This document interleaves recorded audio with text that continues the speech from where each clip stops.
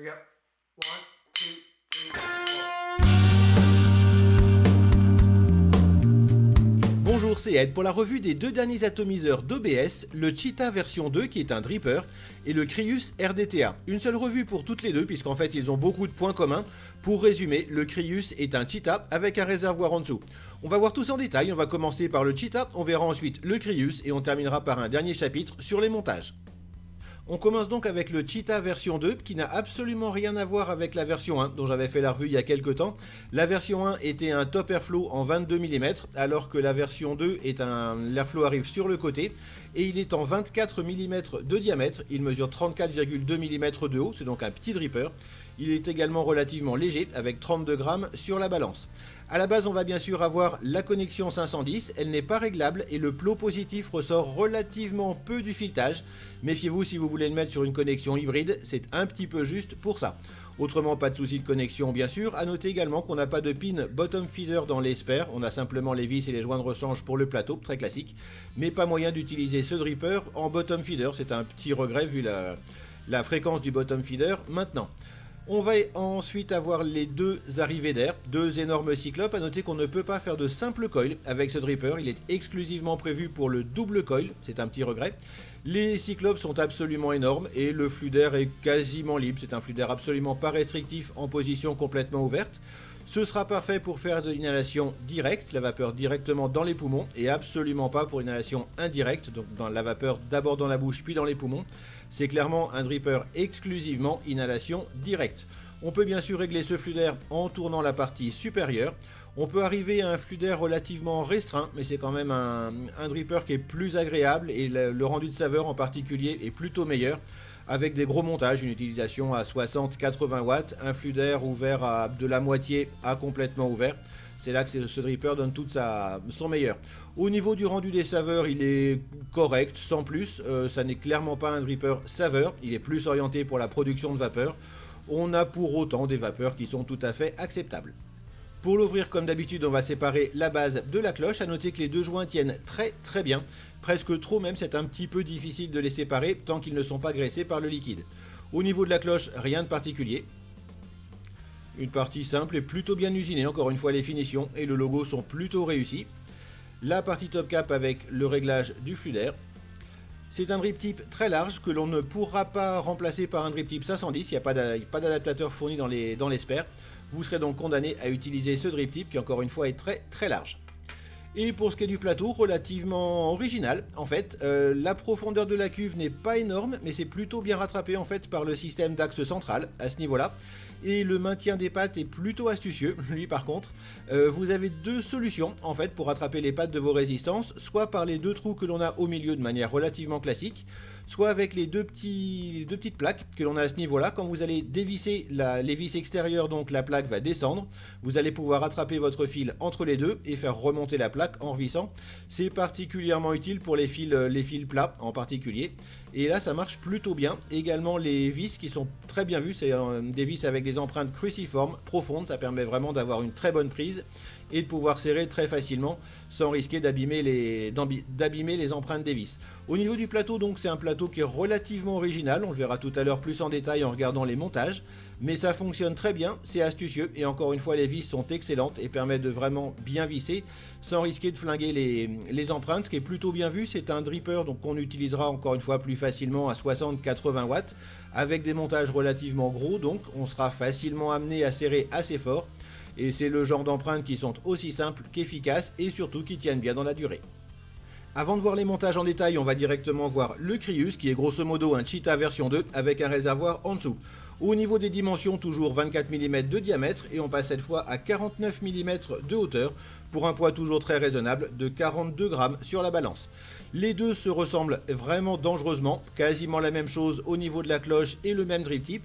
A noter quand même que les deux cloches ne sont pas interchangeables, celle du Crius est un tout petit peu plus large à l'intérieur et du coup vous ne pourrez pas mettre la cloche du Cheetah sur le Crius. Bon, ça n'a pas grande importance non plus. Au niveau du plateau c'est très exactement le même, à ce détail près qu'on a bien sûr les 4 ouvertures pour le passage des mèches sur la version donc RDTA.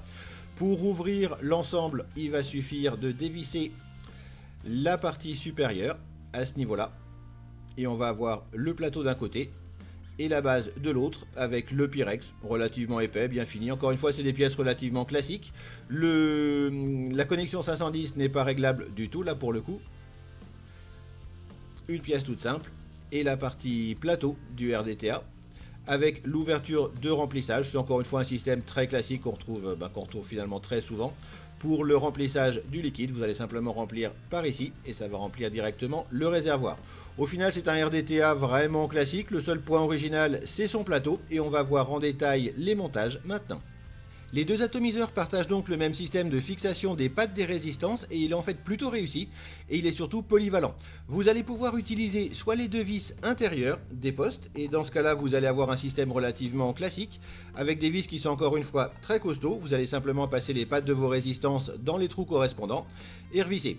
Vous pourrez également, surtout si vous avez des résistances avec des fils plats, utiliser les deux vis extérieures et dans ce cas là vous allez avoir les plaques du bas qui vont descendre comme ceci.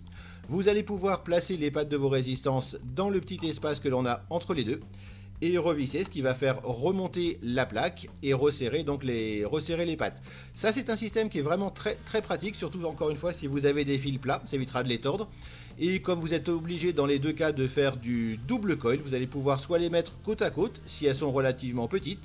Si vous avez des fils plus larges, vous allez tout simplement les mettre l'un par-dessus l'autre, revisser, et ça permettra d'avoir une excellente fixation. Au final, c'est un système qui est plutôt pratique et surtout très polyvalent.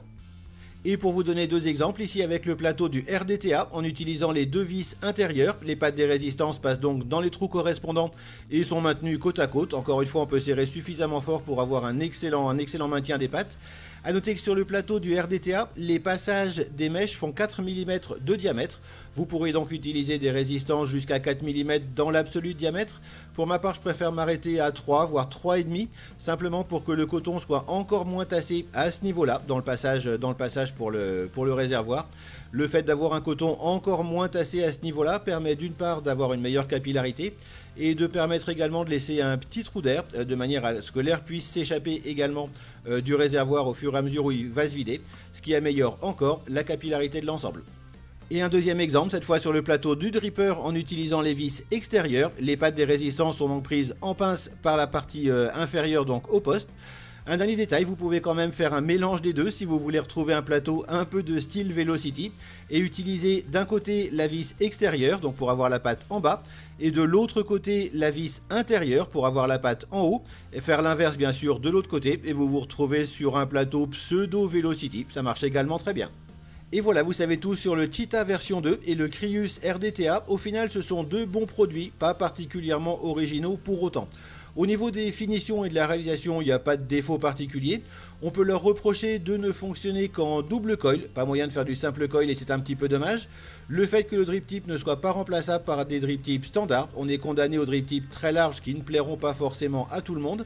Sur le dripper, on n'a pas de pin bottom feeder, ça aurait pas été plus mal de l'avoir également. Par contre, je ne vous l'ai pas précisé, on a dans l'espère avec le RDTA un tank de rechange, ce qui est plutôt agréable. Au-delà de ça, c'est clairement prévu pour une vape très aérienne, avec au moins une puissance de 60 watts, 80 watts pour qu'il soit vraiment agréable. Le rendu de saveur est correct, sans plus, ça n'est de toute façon pas des atomiseurs orientés saveur, il y a beaucoup mieux pour ça. Mais dans leur style, c'est des atos qui fonctionnent très bien, sans pour autant apporter de nouveautés révolutionnaires, loin de là. Les plateaux sont relativement agréables, le système de fixation des pattes est plutôt agréable, mais encore une fois, avec un plateau Velocity, tout ce qu'il y a de plus bête, ça fonctionne aussi bien. Si vous avez d'autres questions sur ces atomiseurs, n'hésitez pas à les poser dans les commentaires de la vidéo YouTube, j'essaierai d'y répondre.